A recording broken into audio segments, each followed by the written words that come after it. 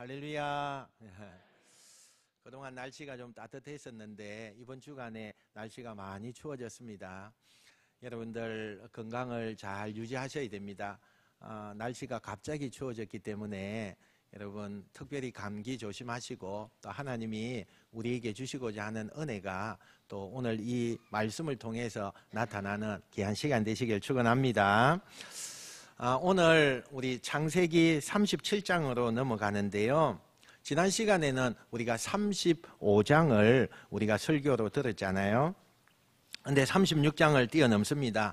왜 뛰어넘느냐 하면 36장은 야곱의 쌍둥이 형 에서의 가문이 얼마나 번영하는가 그 족보에 관하여서 보여주는 말씀이기 때문에 굳이 그 족보까지 거론하면서 설교할 필요가 없겠다 생각을 해서 제가 곧바로 37장으로 넘어와서 이 37장부터는 야곱의 11번째 아들 요셉이 등장을 합니다.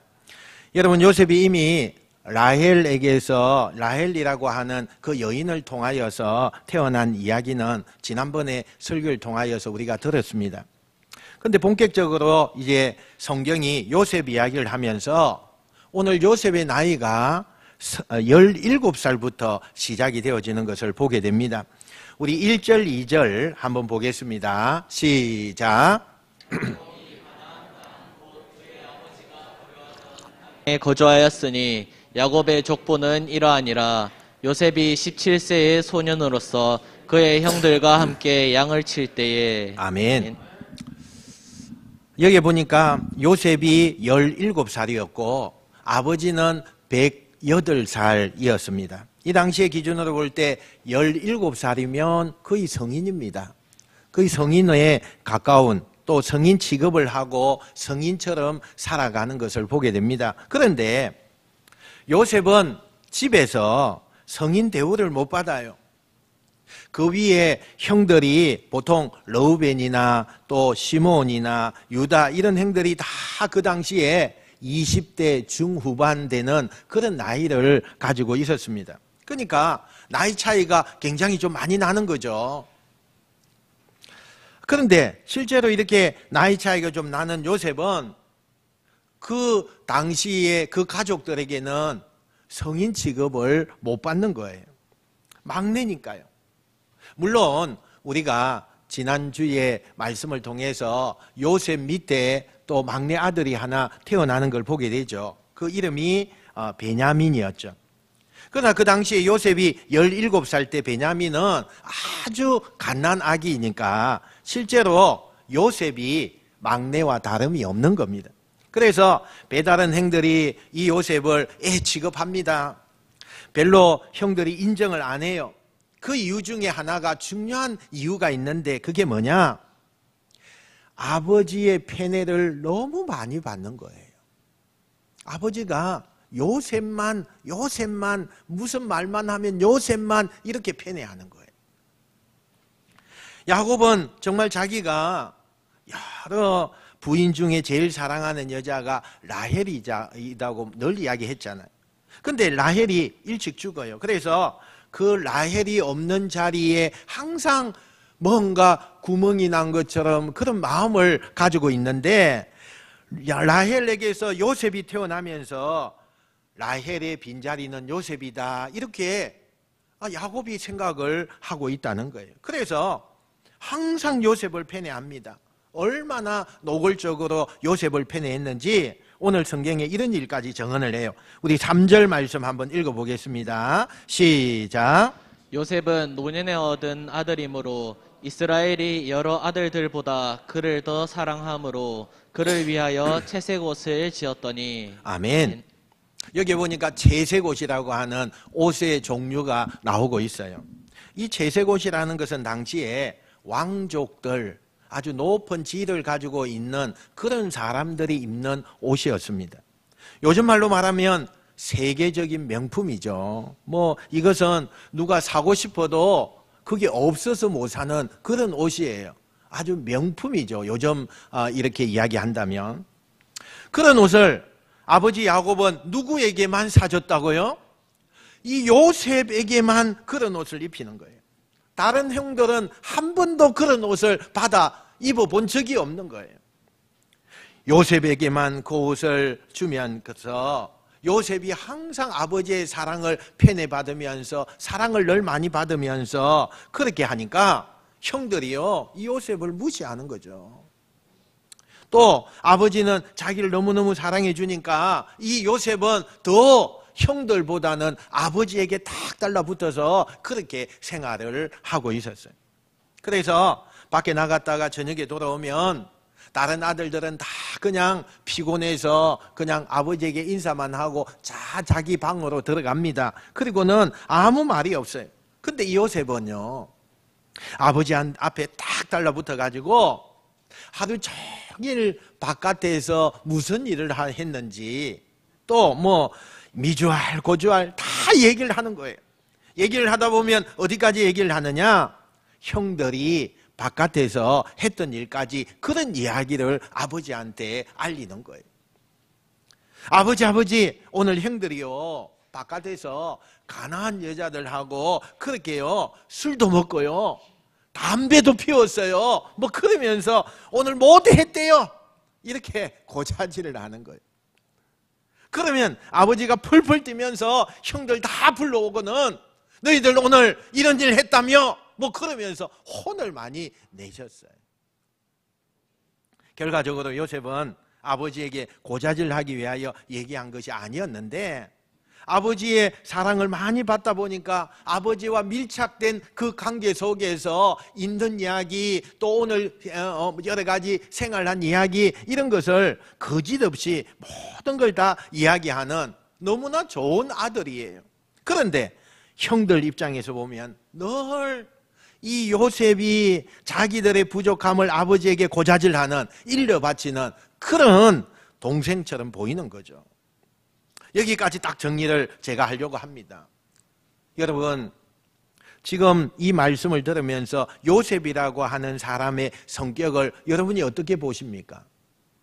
저는요 이렇게 정리하면 딱 맞을 것 같아요. 우선 착한 것 같은데 시금방직하고 뭐 순진한 것 같은데 철딱서니가 없고 아버지한테 잘하는 것 같은데 파파 보이고 아빠 중심의 아들. 그렇죠? 그렇죠?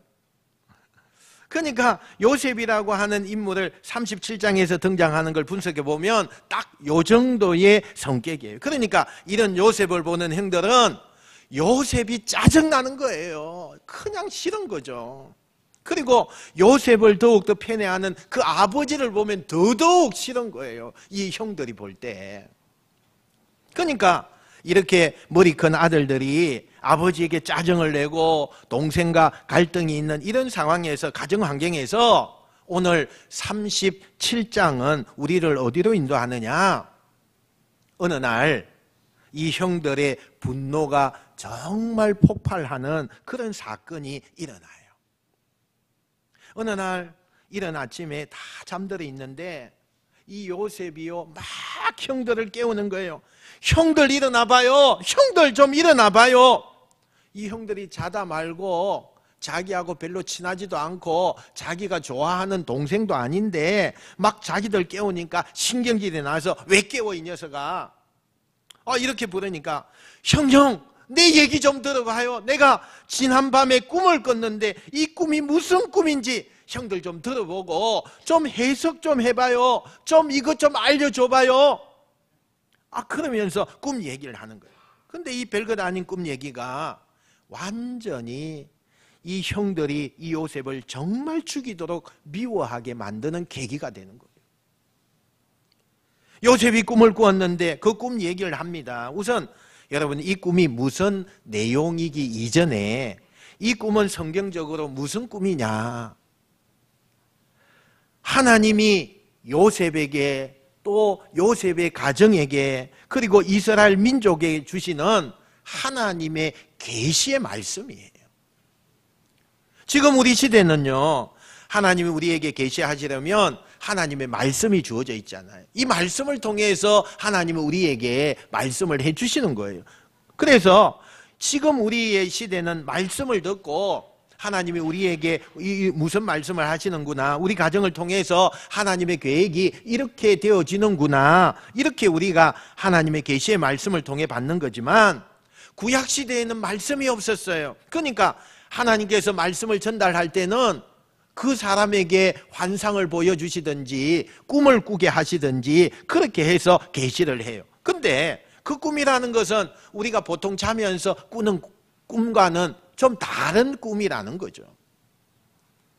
근데 지금 요셉에게 하나님이 계시를 하는 건데 어떤 꿈을 보여주시느냐, 꿈속에 요셉하고 나머지 형들하고 곡식단을 이렇게 막 묶고 있는데 이 요셉이 묶고 있는 곡식단만 딱 서 있고 그 다음에 형들이 묶고 있는 이 곡식단이 다 삥 둘러서 그 요셉의 곡식단을 이렇게 삥 둘러싸고는, 그리고는 자기가 묶고 있는 단에다가 절을 하더라는 거예요.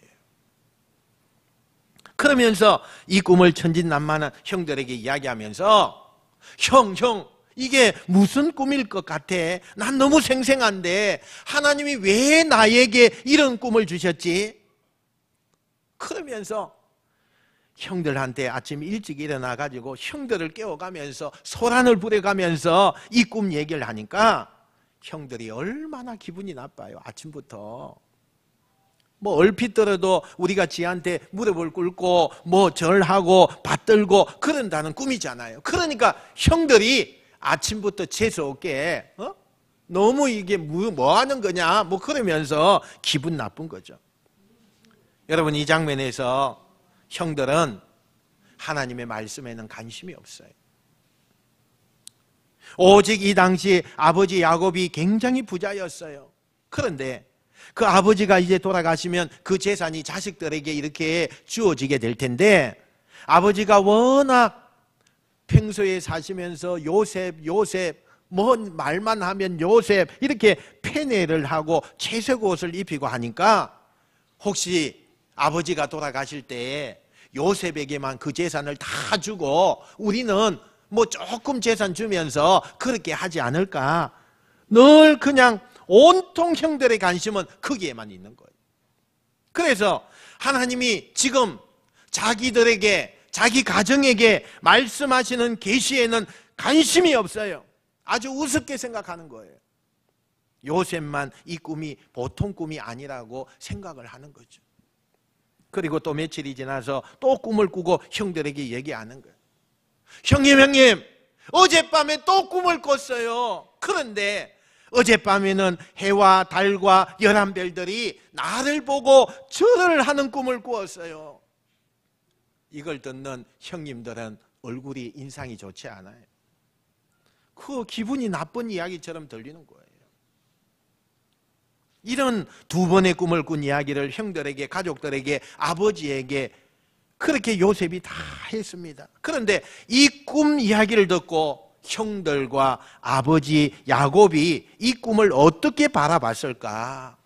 오늘 성경에는 우리들에게 그걸 얘기하고 싶은 거예요. 우리 11절 말씀 한번 읽어보겠습니다. 시작. 그의 형들은 시기하되 그의 아버지는 그 말을 간직해 두었더라. 아멘. 아멘. 형들은요, 두 번의 꿈 이야기를 듣고 어땠다고요? 기분 나쁜 거예요. 제일 동생인 그 요셉이 우리를 무시한다는 거죠. 너무 기분 나빠. 그래서 시기하고 또 부럽기도 하고, 그래서 질투심 때문에 그 꿈을 무시하고 심지어는 그 꿈 얘기를 하는 요셉도 미워했어요. 그런데 아버지 야곱은 어떻게 했어요? 물론 그 아들을 꾸짖었죠. 그러나 그 아들이 꿈꾼 얘기를 마음속에 깊이 고이 간직했다는 거예요. 앞에서 제가 야곱이라고 하는 인물이 그렇게 도덕적이거나 또 그렇게 훌륭하지 않는데 왜 하나님이 야곱을 그렇게 축복하셨을까? 뭐가 우리하고 다를까? 요 부분이에요. 요 부분. 야곱은 어떤 장점이 있냐면, 어떤 상황이 주어지면 하나님이 일하시겠구나라고 하는 하나님의 일하심을 기대했다는 거예요. 인간적으로 여러분 보면 그 당시 야곱보다 착한 사람이 그 주위에는 더 많았습니다. 성실한 사람이 그 주위에는 더 많았어요. 그런데 보잘것없는 이 야곱은 하나님이 그렇게 축복하고 사랑하는 이유가 도대체 무엇 때문이었느냐? 바로 이거예요. 이거. 하나님의 말씀을 어떻게 대하느냐, 하나님의 말씀을 받는 마음이 어떻느냐, 이거라는 거죠. 자기 아들들은 요셉 이야기를 듣고는, 하나님의 꿈 이야기를 다 듣고는 기분이 나쁜 거죠. 그렇게 하는데, 해와 달과 11별이 해와 달이라는 것은 엄마 아빠도 다 이 막내 아들에게 절을 한다는 거, 여러분 엄마 아빠가 왜 절을 해요? 기분 나쁜 일이죠. 그런데 아버지는 자기 다른 아들들처럼 기분 나빠하지 않아요.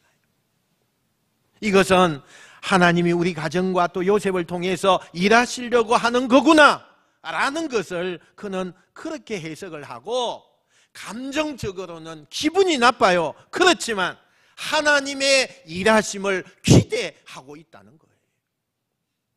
여러분, 우리가 이런 얘기 많이 하죠. 하나님 잘 믿으면 복 받아. 맞는 얘기입니까? 틀린 얘기입니까? 예, 맞는 얘기예요. 예, 감사해요, 진짜. 하나님 믿으면 복 받습니다. 할렐루야. 근데 그럼 하나님을 잘 믿는다는 건 뭘 말하는 걸까? 복을 받으려면 하나님을 잘 믿어야 돼요. 그래야 복을 받아요. 그럼 우리는 이 복을 받는 것에만 관심이 있고 하나님을 잘 믿는다는 그것에는 관심이 없어요. 그냥 내가 하나님을 믿는 거죠. 그런데 잘 믿어야 된다니까요. 아멘 좀 해보세요. 잘 믿어야 됩니다. 여러분, 잘 믿는다는 게 뭘 말하는 거예요? 도대체 하나님을 잘 믿는다는 게 뭘 말하는 거예요? 나한테 좋은 일이 와도 뭐 나쁜 일이 일어나도 상관없이 하나님께서 좋은 일을 통해서 뭔가 나를 통해서 일하실 거고, 나쁜 일을 통해서도 나를 통해서 일하신다라는 것을 가지는 기대감이 있어야 된다는 거죠.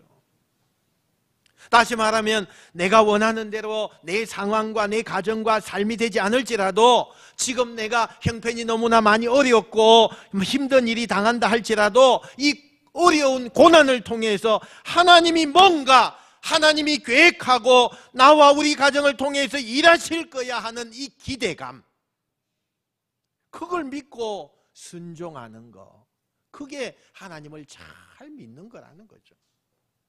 우리가 내가 기도하고 내가 생각하고 내가 계획하고 내가 원하는 대로만 되어서 하나님이 그렇게 내 소원을 다 들어주고 내가 계획한 것을 다 응답해 주었을 때만 하나님을 잘 믿는 게 아니라는 거예요. 여러분, 하나님을 잘 믿는다는 것은 내 일이 잘 안 될 때, 고난이 올 때, 내 뜻대로 안 될 때, 아니 내가 날마다 새벽마다 나와서 부르짖는데도 모든 것이 되지 않을지라도 전적으로 하나님의 일하심을 내가 기대하고 믿고 따라가는 것, 그것을 하나님을 잘 믿는다고 하는 거예요.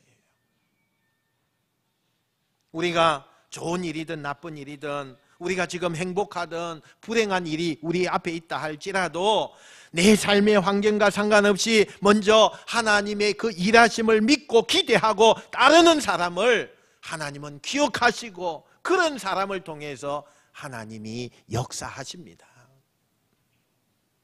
우리의 시선은 어디에 있습니까? 여전히 내 현실에 여러분의 시선이 있습니까? 여러분이 맡고 있는 상황에 내 눈길이 그곳에만 초점이 맞추어져 있습니까? 아니면 눈을 들어서 하나님의 일하심을 바라보고 있습니까? 여러분, 오늘도 우리 모두가 하나님의 일하심을 마음속에 깊이 간직하고 기대하고, 하나님이 지금 우리 가정에, 내 자녀에게, 또 내 인생에, 그게 건강이 됐던, 그게 물질이 됐던, 삶의 어떤 환경으로 어떤 어려움이 있을지라도 그 하나님이 그 섭리를 내가 기대합니다. 하나님의 일하심을 내가 기대합니다. 하나님의 계획을 기대합니다. 이렇게 하나님을 잘 믿는 여러분이 되셔서 그 작은 차이 때문에 여러분을 위해 부어주시는 하나님의 은혜가 더 크게 나타나시기를 주의 이름으로 축원드립니다. 한번 따라합시다. 하나님, 나와 우리 가정을 향한 일하심을 기대합니다. 할렐루야. 아멘. 할렐루야. 아멘. 아버지의 팬에 형제들끼리의 시기, 철없는 요셉, 이렇게 불안하게 지금 요셉의 가정이 살아가고 있었어요. 그러다가 오늘 성경 37장 12절부터 36절에는 어떤 이야기를 우리에게 들려주시느냐 하면, 어느 날 이 요셉의 형들 10명이 양을 키우고 돌보았어요. 근데 이 중동 땅은 풀이나 물이 그렇게 많지 않아요. 그러다 보니까 그 풀이 많은 곳으로 이 양들을 인도해서 찾아다닙니다. 그래서 이 양들이 양을 이끌고 풀과 물을 찾아서 어디까지 가느냐? 오늘 성경에 보니까 세겜 부근에 있는 데까지 양들을 돌보게 됐다고 이야기해요. 지금 요셉이 살고 있는 곳에서 세겜까지는 한 80km 정도 되는 곳입니다. 그러면 성인이 걸어가면 한 3, 4일 걸어가야 되는 그런 거리예요. 근데 그곳에 형들이 가서 양을 치고 있는데, 아버지 야곱이 어느 날 집에 있는 요셉을 부르더니, 요셉아, 형들이 잘 있는지 너무 궁금하구나. 왜 아버지 야곱은 형들이 잘 있는지 궁금했을까요? 가장 큰 이유가 있죠. 세겜이라는 곳이 이 야곱의 가정에 있었던 일들이 있었잖아요. 그게 뭐예요?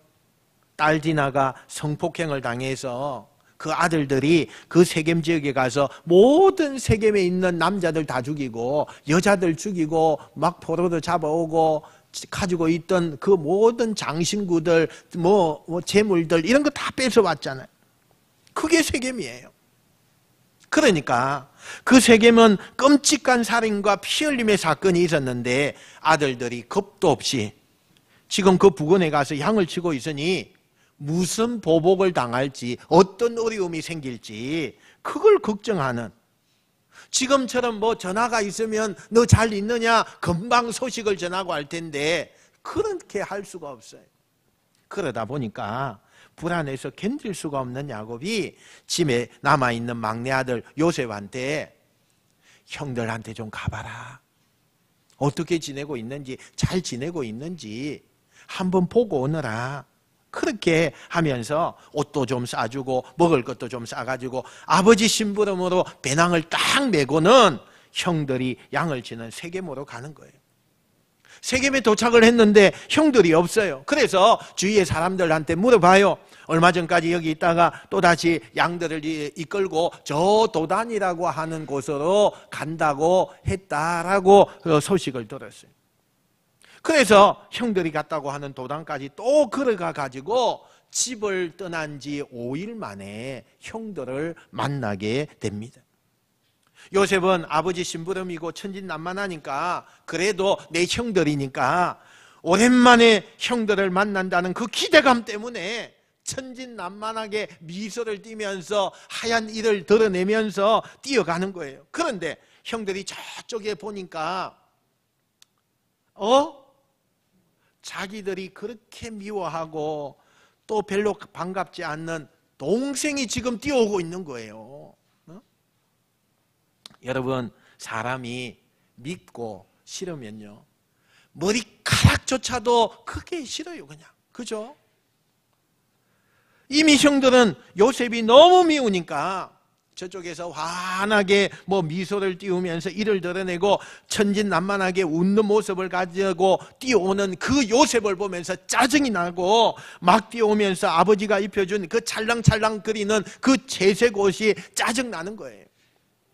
동생이 막 뛰어오는데 그 중에 한 형이 이런 얘기를 합니다. 야,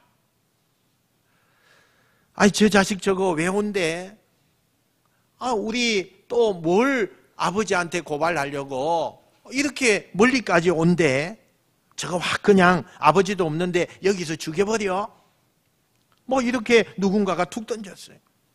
그랬더니 또 옆에 있는 어떤 형이 야 그래 아버지도 안 계신데 이참에 저 자식 저거 구덩이에 빠뜨려 가지고 다시 볼 수 없게 하자.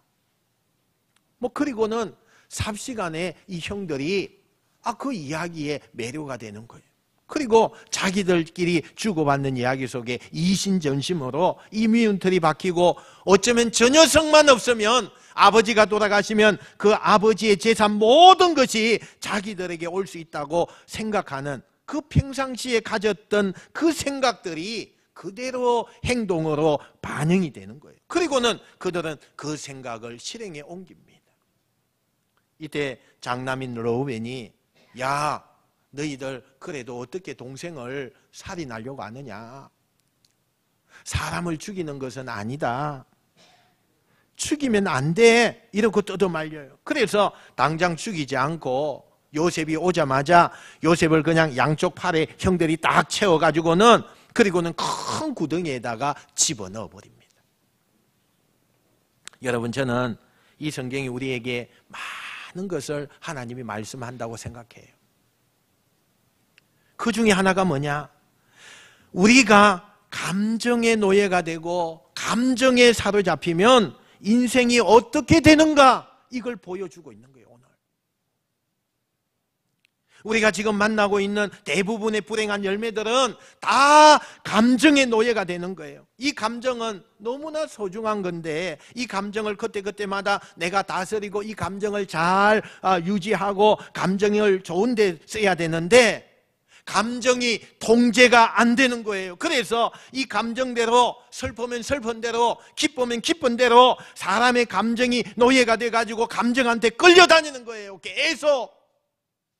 지금 이 형들이 동생에 대한 분노와 열등감과 시기심과 질투심, 이런 감정의 노예가 되어가지고 동생에게 끌려다니면서 결국 동생을 죽이겠다고 엄모하고 있는 거죠. 요셉이 갇힌 이 웅덩이는요, 어떤 곳이냐? 가나안 땅의 그 중동 지역은 비가 오는 것이 참 귀한 땅입니다. 비가 한번 굉장히 많이 오고 난 다음에는 1년 내내 비가 안 오는 지역이 그 중동 지역입니다. 그래서 우기와 건기가 있다는 거죠. 그래서 비가 많이 올 때는 엄청 왔다가 1년 내내 비가 안 오니까 얼마나 힘들겠어요. 그러니까 이 사람들이 지혜가 있어요. 우기 때 비가 많이 올 때 큰 웅덩이를 여러 군데 파놓습니다. 입구는 조그만해요. 그러나 밑은요 아주 크게 이렇게 해서 웅덩이를 만들어 놓아요. 그러면 그 웅덩이에 물이 고일 거잖아요. 그리고 이제 건기가 되면 사람들이, 짐승들이 거기에 와가지고 그 물을 퍼서 그렇게 생계를 이어갑니다. 근데 이걸 워낙 깊이 파놓았기 때문에 사람이 들어가면요 혼자서는 절대 그곳에서, 그 웅덩이에서 나오지를 못해요. 요셉이 이 웅덩이에 형들에 의해서 갇혔을 때는 건기예요. 그래서 물이 하나도 없을 때예요. 동생을 거기에다가 웅덩이에다가 빠뜨리고 동생을 싸가지고 온 그 보따리에서 음식을 꺼내 먹으면서 시식거리면서 그 형들의 끌끌거리는 모습, 그걸 한번 연상해 보세요. 이렇게 동생한테 못된 짓을 하고 있는데 동생을 죽이면 안 돼라고 했던 르우벤이 잠시 자리를 비웁니다. 이때 때마침 이집트의 상인들이 낙타를 끌고 많은 수십 명이 지나가는 거예요. 이걸 보고 있던 넷째 아들 유다가 형들에게 뭐라고 이야기하느냐? 야, 우리가 우리 동생을 죽이면 살인하는 거잖아. 그러니까 우리가 살인하는 그거 뭐 필요가 있겠냐? 저 녀석을 다시 안 보는 방법이 있는데 저 상인들에게 노예로 팔아버리자.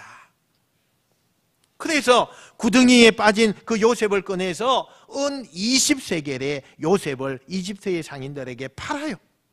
이때 급이 난 이 17살짜리 요셉이 이미 형들과 그 형들의 그 분위기, 그 폭력, 그걸 알았기 때문에 눈물로 그 형들에게 하나하나 이름을 불러가면서 애처롭게, 형 내가 잘할게, 잘못해서 한 번만 살려줘, 몸부림치고 울부짖지만 모든 걸 외면하고 그 동생을 팔아버려요. 그래서 요셉은 어처구니 없이 종으로 팔려가지요. 그리고 이 형들은 그 동생이 입고 있는 채석옷을 벗겨서 그 짐승을 잡아서 그 짐승의 피를 그 옷에다가 가득 묻히고, 그리고는 집에 가서 아버지 야곱에게 슬픈 연기를 하죠. 아버지, 어떻게 하면 좋아요? 요셉이 들판에서 들짐승의 공격을 받아서 죽은 것 같아요. 이거 요셉의 옷 맞지요? 그러면서 슬픈 연기를 합니다. 이미 기력이 쇠하고 총기를 잃어버린 그 야곱은 이 아들들의 연기에 완전히 휩쓸려서 요셉이 정말 죽었다고 생각하는 거예요. 여러분 보세요. 야곱이 평생 동안에 자기가 원하는 것을 손에 쥐기 위하여서 혹은 장자권을 뺏어오기 위하여서 아버지와 형을 속였던 이 야곱이 이제는 자기들의 아들들에 의해서 속는 아버지가 돼요. 여러분 참 신기하죠. 하나님은요, 우리의 죄는 용서해요. 우리의 죄는 용서해요. 그런데 대가는 반드시 치르게 합니다. 대가는 반드시 치르게 해요. 정말 우리가 함부로 살면 안 되는 거예요, 여러분. 이때부터 야곱이 요셉이 죽은 줄 알고 대성통곡하며 인생의 의미를 잃어버리는 그런 삶을 살아가게 되는 거예요. 제가 시간이 없어서 다 깊이 못하지만 이 요셉이 빠진 이 웅덩이는 감옥에 떨어지는 거거든요. 근데 여러분, 하나님의 세계에는요, 우리를 하나님이 축복하시기 전에 바닥을 치게 하세요. 바닥까지 떨어진 사람은 바닥을 딛고 일어섭니다. 그런데 바닥을 디뎌보지 않는 사람은 재기하지 못해요. 아직도 이 바닥을 딛고 일어서는 하나님의 섭리를 모르는 사람은 세상에 여전히 그것에 기대가 있는 거예요. 발부덩을 친다 그러죠. 바닥에 안 닿기 위하여서 발부덩을 치는 거예요. 아직까지 바닥까지 내려가 보지 않는 사람, 이 바닥까지 내려가 보면요, 세상이 별거 아니거든요. 바닥까지 떨어져 본 사람은요, 야, 돈이 그렇게 중요한 것이 아니구나. 바닥까지 떨어져 본 사람은요, 성공하고 인생의 야망, 그게 그렇게 중요한 게 아니라는 걸 알아요. 그런데 바닥에 안 떨어져 본 사람은 그거 없으면 죽는 줄 아는 거예요. 그래서 하나님 앞에 크게 쓰임받는 사람은 바닥에 떨어져 보는 거예요. 하나님이 바닥에 떨어뜨리는 거예요. 바닥을 경험하고 계신다면 여러분 축복받은 것입니다. 바닥을 경험하고 계신다는 것은 여러분 이미 올라갈 수 있는 가능성을 하나님이 주시고 있다는 거예요. 요셉은 웅덩이, 감옥, 자젤이라고 하는 바닥을 치고 일어서는 거예요. 여러분에게 그런 요셉과 같은 은혜가 있게 되기를 축원합니다. 말씀을 정리합니다. 우리의 시선은 눈에 보이는 현실에 둘 것인가, 아니면 하늘을 보고 하나님을 붙들며 한탄과 절망과 한숨을 기도로 이어나갈 것인가. 인류의 악기와 이류의 악기는요, 아주 작은 부분에서 차이가 나는 거예요. 인류의 인생과 평범한 인생도 아주 작은 디테일한 그 부분에서 차이가 나요. 오늘 야곱도 요셉도 뭐 경장에서 인류가 되고 또 이류가 되는 게 아니에요.